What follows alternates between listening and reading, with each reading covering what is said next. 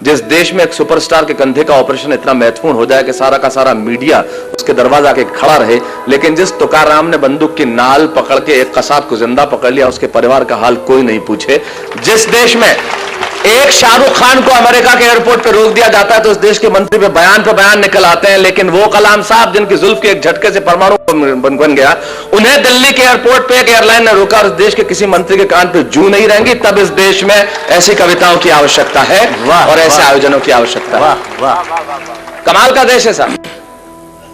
Pizza इस देश में 30 मिनट में घर पे आता है, 30 मिनट में नहीं आया तो पैसे वापस कर देते हैं। आप पुलिस वालों को बुला के देखिए, कभी सलमान के बालों तो कभी कैटरीना के गालों पे मर गए। आज इस अवसर पे इससे बढ़िया पंक्तियां मुझे याद नहीं आती, क्या बढ़िया बात कहते हैं वो कवि कि कभी सलमान के बालों कभी कैटरीना के गालों पे मर गए, कभी चुंबन कभी चेहरे कभी चालों पे मर गए। ऊपर बैठ के भगत सिंह भी कहते होंगे यार सुखदेव राजगुरु हम भी किन सालों के लिए मर गए। वाह वाह वाह वाह वाह वाह, क्या बात है, क्या बात है, क्या बात है, क्या वाह, बहुत अच्छा बहुत अच्छा बहुत अच्छा। शैलेश भाई एक बार फिर तब इससे आगे की पंक्ति मैंने एक बात कही कि हमने याद रखा, हमने हमारे महापुरुषों को याद रखा, लेकिन हमारे महापुरुषों को कैसे याद रखा, एक पंक्ति में कहना चाहता हूं कि सपनों के झूले में हम सभी झूल जाते।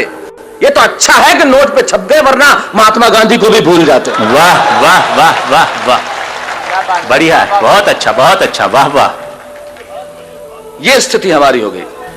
झंडा ऊंचा रहे हमारा, मैं पहले भी आया था तब मैंने एक बात कही थी कि ये नाम आपका बहुत अच्छा है कि झंडा ऊंचा रहे हमारा, लेकिन मैं इसमें सिर्फ एक परिवर्तन चाहता हूं कि इसे आप रहे नहीं कहें, सिर्फ इतना सा कहें कि झंडा ऊंचा है हमारा।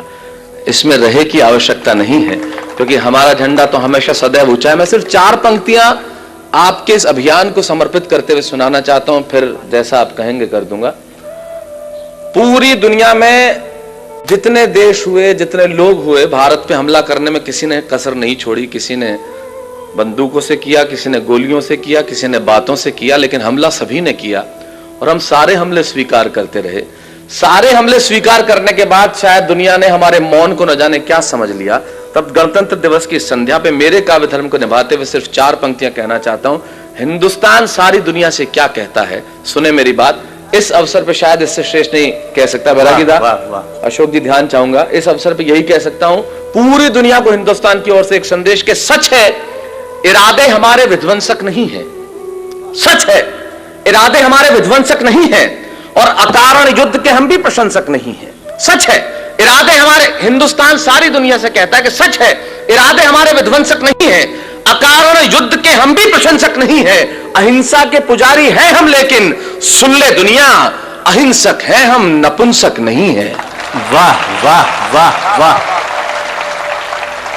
राष्ट्र जिस दिन ये भाषा बोलने लगेगा, मेरे ख्याल से दुनिया को कुछ और कहने की जरूरत नहीं होगी। सिर्फ एक पंक्ति और कहना चाहूंगा, जीवन में इससे श्रेष्ठ मैंने कुछ नहीं लिखा, वो एक पंक्ति कहता हूं।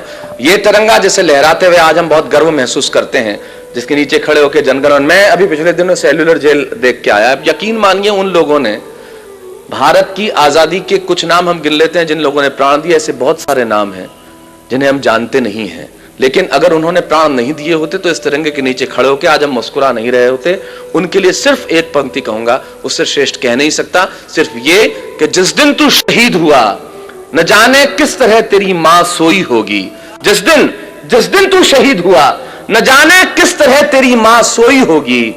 मैं तो बस इतना जानूं वो गोली भी तेरे सीने में उतरने से पहले रोई होगी। वाह वाह वाह वाह वाह।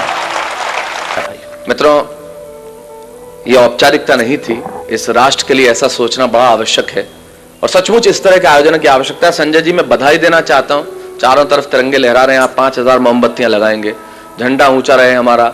मुझे आज कोई पूछ रहा था आप इस कार्यक्रम में जा रहे हैं, इस देश में आजादी के बाद इस तरह के कार्यक्रमों की आवश्यकता क्यों है, तब मुझे लगता है इन कविताओं की और ऐसे कार्यक्रमों की आवश्यकता सबसे ज्यादा है, क्योंकि जिस देश में रविन्द्रनाथ टैगोर के जय है जय है जय है से ज्यादा AR रहमान का जय हो बजने लगे, जिस देश में एक सुपरस्टार के कंधे का ऑपरेशन इतना महत्वपूर्ण हो जाए कि सारा का सारा मीडिया उसके दरवाजा के खड़ा रहे, लेकिन जिस तुकाराम ने बंदूक की नाल पकड़ के एक कसाब को जिंदा पकड़ लिया, उसके परिवार का हाल कोई नहीं पूछे, जिस देश में एक शाहरुख खान को अमेरिका के एयरपोर्ट पे रोक दिया जाता है तो इस देश के मंत्री पे बयान निकल आते हैं, लेकिन वो कलाम साहब जिनकी जुल्फ के एक झटके से परमाणु बन गया, उन्हें दिल्ली के एयरपोर्ट पे एक एयरलाइन ने रोका और इस देश के किसी मंत्री के कान पे जू नहीं रहेंगी। तब इस देश में ऐसी कविताओं की आवश्यकता है और ऐसे आयोजनों की आवश्यकता है। वाह वाह।